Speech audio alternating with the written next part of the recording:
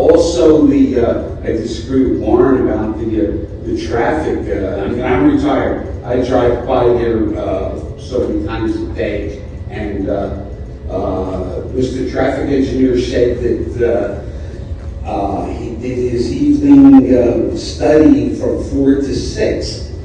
Well, traffic starts backing up around 2 o'clock when the high school lets out.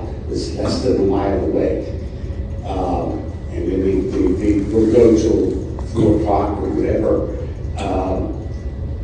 The middle school is on the other side of the bypass right there, and we have a grade school, a mile away, a little more maybe, and the school buses.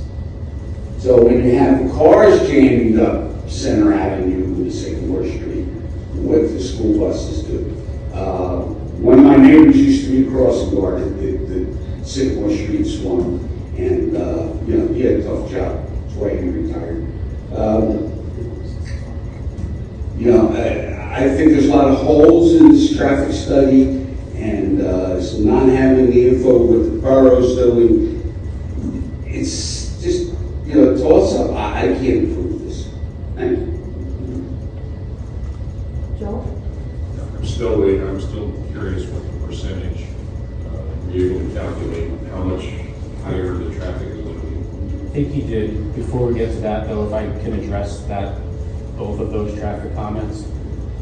The traffic study analyzed the closest intersections to the site for the impact in those intersections from the traffic from this site, and found no degradation of the level of service. You can expect, as that same traffic moves further and further out from the site and gets distributed to more and more intersections as it goes, it's going to have the same impact to those other intersections. They may not work well today, but you're not going to see them work worse as a result of this development.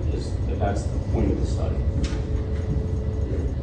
To answer the Planning Commission member's question, I took a spot check of the intersection we're talking about, Ridgeboro Road and Sycamore Street. In 2027 conditions, in the afternoon peak hour, that intersection has a total of 1,307 vehicles accessing the intersection. That's from the north, from the south, from the east, from the west. Based upon the distribution of the 100 units, there are some going to that intersection, some not even never touching the intersection. A total of 35 trips from this development will be accessing that intersection in the PM peak hour. So 35 is the numerator, the denominator is 1307 plus 35, so that's 1342. That's about 2.6% increase in traffic in the PM peak hour at the main intersection we're talking about. What percentage? 2.6%. That doesn't seem like enough to have much impact. It's not. Very good. I don't think we have traffic problems, and I don't think we have traffic problems. I'm okay with things the way they are. If I have to wait a minute, that's okay. I do not know about the reduced speed limit. That was- Why is it not there? Lana, do you have any comments or anything to add?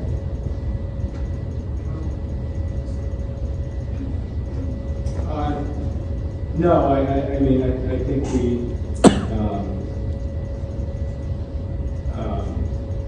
we reviewed what was submitted to us. We didn't have any information that's been mentioned about the steeplechase, but we're in agreement with the notion that the level of service has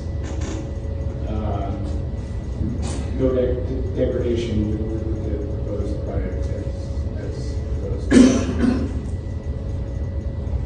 Yes, so the information that's in the traffic study takes into account, they obviously counted those 4 intersections, that specific time of day, that amount of data that was based upon what was provided in the GIS. There was no degradation of level of service.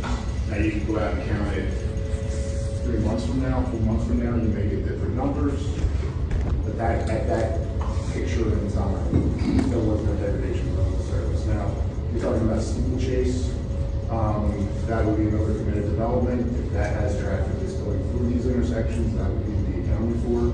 But I would wait to see what that would look like. And that traffic for steeplechase is absolutely good. So if there was a TIS that was done, it may account for any of that distribution that goes through these intersections, and that could be accounted for. Because to say the 200 apartments plus your 100, 300 apartments, and there's going to be no negative impact on 71 Center, If I could, and I guess we'll just get some clarification on steeplechase.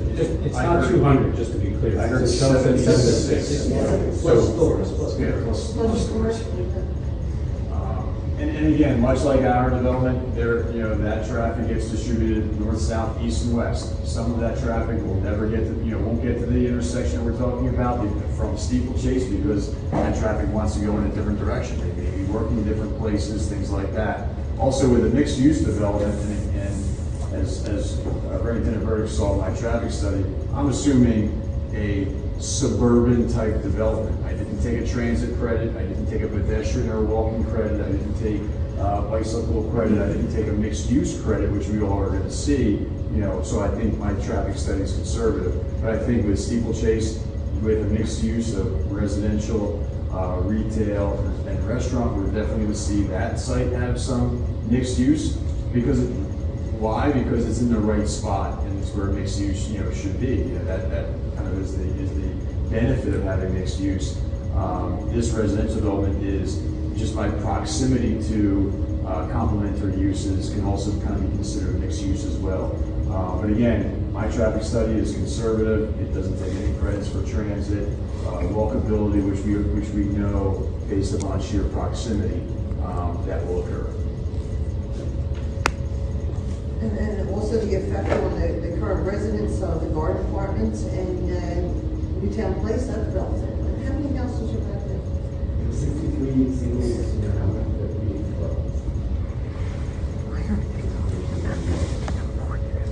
we've stated you, the systems all set around the What about Warren should be talking about the fire problem? Once Good. getting there, but they don't feel like the translates it needs to be more options.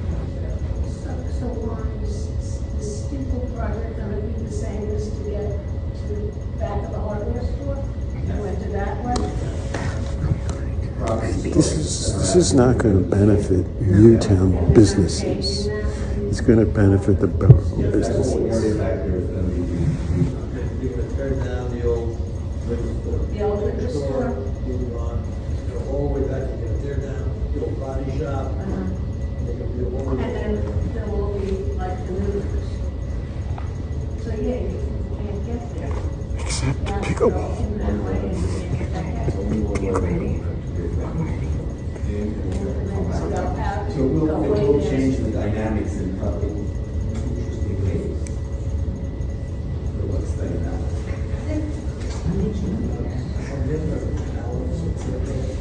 Yeah, Craig is next. Else, I have no problem with the aesthetics of it. My concern was traffic. I'm certainly not an expert in traffic. I found it hard to believe that, again, the numbers were based on the regional numbers from PennDOT, and I understand the region was like county, so when you got more rural areas drawing down the more dense areas like Newtown, less than 0.5% increase is what the traffic study said by 2027. Intuitively, that just doesn't make sense to me, but, I gotta believe the experts. And those are the numbers that I'm required to use because there's the numbers published by studies that PennDOT has done on these types of roadways in Bucks County. Some of the rural areas are growing faster than the more urbanized areas. And, so we are getting, some are 0%, some municipalities are 0%, some municipalities are 2% on an annual growth, basis.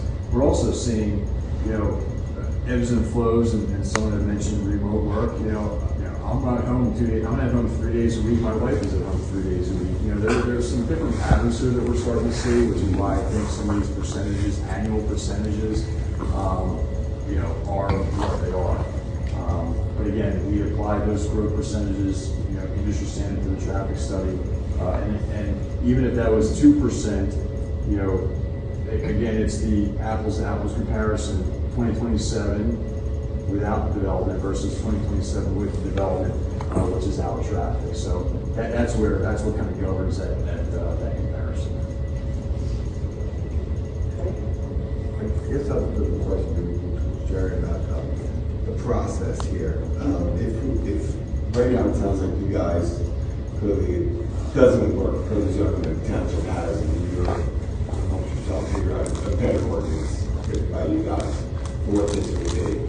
If you didn't have this ordinance, right, it didn't exist, and you came to the township point of view, you have to get the zoning variance on that straight up. Why are you going down your path of writing the ordinance, in particular to your property in this guard spot? Why would you do that rather than just go through the process, knowing that there's going to be years back and forth? I'm asking that question because I'm not 100% sure where you're coming from with. Yeah, so when variances are required in this project, if you were to just take it on a base look at the existing zoning, it would require variances. And variances are granted in only certain circumstances. The NPC lays out 5 sets of factors that you must meet in order to be entitled to a variance. And they talk about necessary hardship, circumstances associated with land, minimum variances, all those things.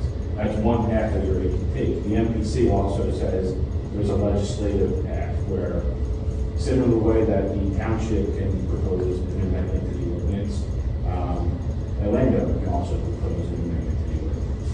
And we've done that by taking, and it's something that I think happens in every township around here. It's more and more predominant perhaps recently, but you have an opportunity to craft an ordinance that you believe would update the zoning.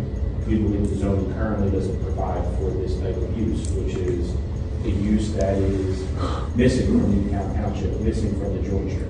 You had another developer who took a litigious route to change the zoning. We took what we believe is a more collaborative approach, where we draft an ordinance, we put it together on what we think, but we want to get in front of you, in front of the supervisors, in front of the other 2 townships, and have a discussion. That's how we've gone from 160 to 140 to 100 units. Different things about architectural massing. There was a concern about fire safety. We added language about fire blankets and for the parking garage. And what will happen is we'll meet with you guys, we'll take your comments, we'll meet with the supervisors, we'll meet with the joint zoning council, we'll meet with the planning commissions of Upper Mayfield and Whitestown. And eventually there'll be an ordinance, hopefully everyone's in agreement with, that gets proposed for adoption and recommended. The real basis for your ordinance is that the housing type doesn't exist in R. Under the building code, you're not an architect, right? You're an engineer. Exactly. I understand. I read your seed, but I'm a professional engineer, like education. So under the background building in code is architecture. the what would we call the use? It would be an R3, right? It's an R2, Correct. right? So it's an R2. So you can use. ask the architect. We brought the actual. So it would be an R2 use.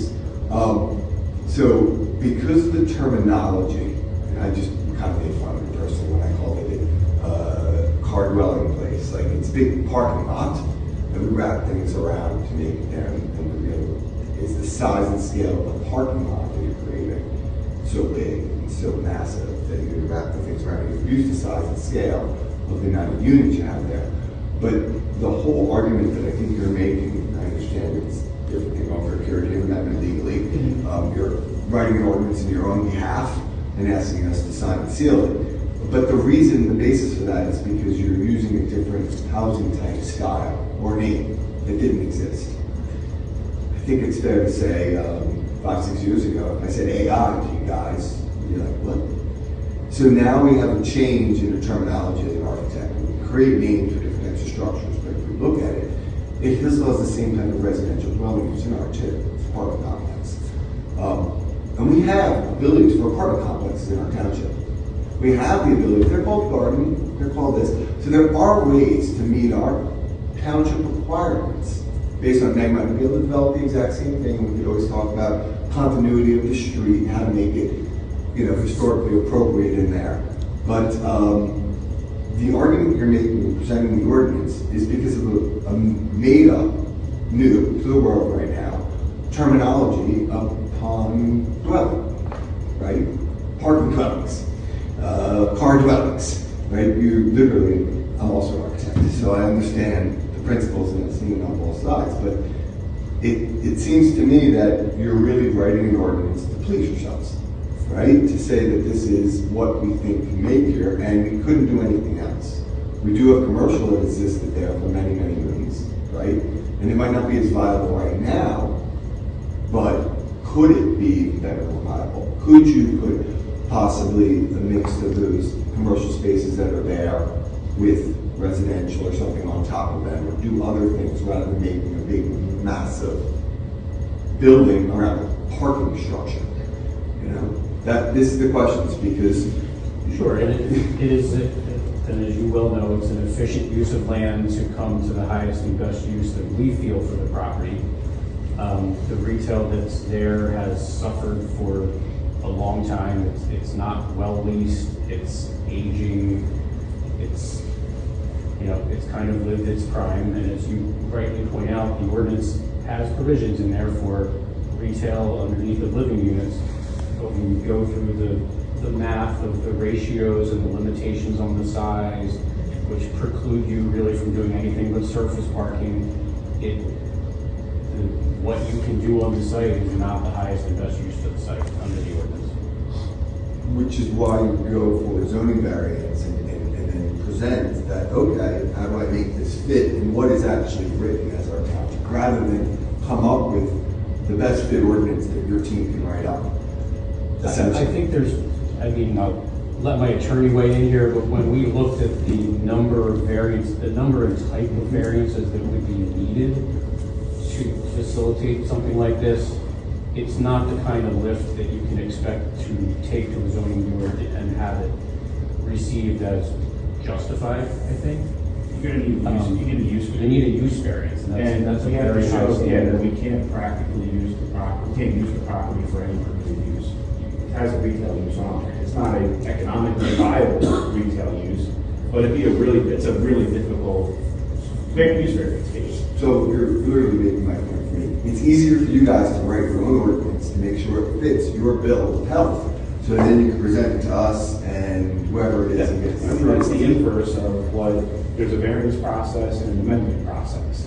So the variance is, we have very specific criteria that you have to meet, where you have to meet these legal standards. And then you have an amendment process, which is come up with the project and then craft an amendment that allows for it. And then there's limitations on that, there's spot zoning, there's ways that it has to be crafted, but it's just, you can take path A or path B.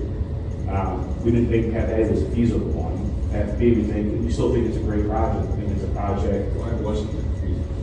I don't think you're gonna we have a ton of variances based on the zoning, including the use variance. I think we'd be hard to meet the legal standard to You meet couldn't that. get it through. At the end of the day, we'll just go battle. So now they need an ordinance that's going to do it. They're going to argue that we don't have it, and the argument that they're making that we don't have is this type of dwelling, which is a new type of dwelling, right? That's not in our township. But again, our ordinance is old. We've rewritten these things. We're going through the process. I'm sure you've probably used this process before with the call the garden department. Still R2 use, right? So that's your whole point. In the zoning variance context, so we would have brought a 160 unit plan, and everyone would have said, we don't want this. We're voting down, we don't think you need it. Instead, we brought this plan, a 160 unit plan, we come back to you with, we've heard different variations. I want a traffic study, I want this. Some people like it, some people don't, some people are concerned about parking. This has allowed us for the plan to evolve, rather than we put a 160 unit project up in front of the zoning board and that's the end of it. This is it's a collaborative process. We hear your concerns. Some things we can address, but we're trying to put forward the best project. And we've come back here with 60 less units. We've incorporated revisions. We've tried to explain to you why we think we can't do some things. But I mean, I think ultimately, from my perspective, it ends up being a better process, and hopefully ends up for a project that the developer is happy with and the township is.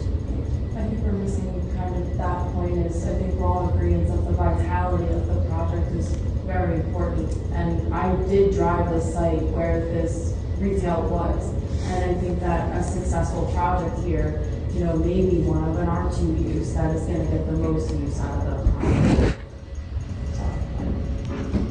I just think having to deal with, I don't know if you're the right Sandy, but having an uphill battle. Ellen wants to make some comments. Hi. This is what you gave us in February. After that, you asked to meet with the supervisors. I know I met with you. There was a few things that I had to say, like I mentioned the looming nature of this building. It is way too big, and it is up on a rise, and it doesn't fit in the concept of what I see Newtown being. The other thing is this traffic core concept. I don't know why you're so tied to that. To me, that really is something that just doesn't make sense. I mean, I understand you're trying to do the highest and best use, but these apartments are going to have what? One window in the front, and the back is going to be a parking garage. Is that how it goes? It doesn't matter. The answer really doesn't matter because I asked during the meeting we had, and I also suggested that perhaps you would want to make it into 2 buildings because that would be more aesthetically pleasing. But I see that the only thing that you took from that meeting is that you lowered the number of apartments.